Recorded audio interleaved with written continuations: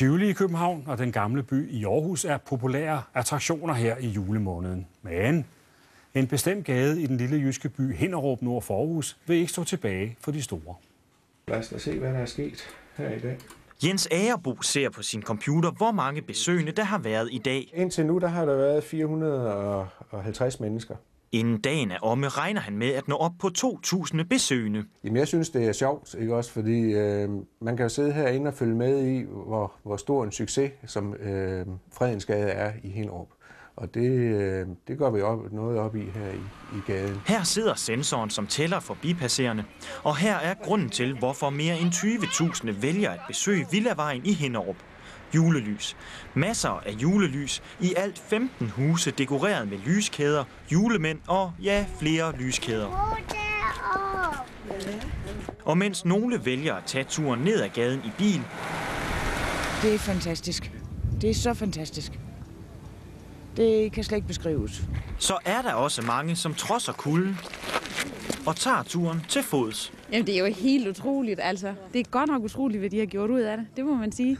Så det er da ikke sidste gang, vi har været her i hvert fald. Det er det ikke. Jeg synes, det er rigtig flot. Jeg synes også, at det er godt at have sådan en tradition, en juletradition, som jamen, jeg vil sige, det er godt med de her lys i en mørk tid. Ja, og jeg elsker at være her i byen. Det er 10 år siden traditionen med at pynte husene på Fredensgade i december startede. Når man snakker med folk om, hvordan deres oplevelse er af det og så videre, det har været helt forrygende. Så det er dejligt at se, at folk de stadigvæk kan få noget ud af at komme det, selvom det snart vil være mange år siden, vi startede med det her. Ingen ved med sikkerhed, hvor mange lyskæder der er i brug, eller hvor mange penge det har kostet. En ting er dog sikkert. Skal det være vildere næste år? Ja, det bliver det hvert år. Da dagen var omme, havde 2.245 mennesker været forbi. Målet for hele december er 26.000. Det er gratis at gå en tur på gaden i Hinnerup, og hvis de vil nå at klare pynten, så skal det dog ske senest 28. december. Og vi kan vel også stadig ikke nå en hvid jul, Jens Ejngård. Ja, den seneste prognose giver i hvert fald 1 centimeter sne til Nordsjælland, men ikke noget sne til resten af landet.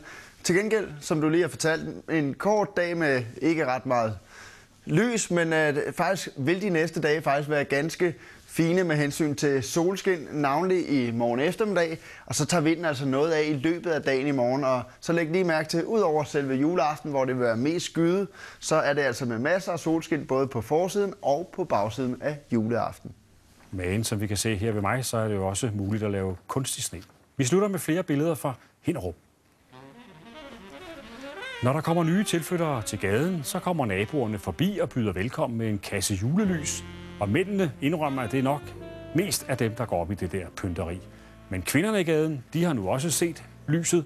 De holder deres egen julefrokost uden mændene. God søndag aften.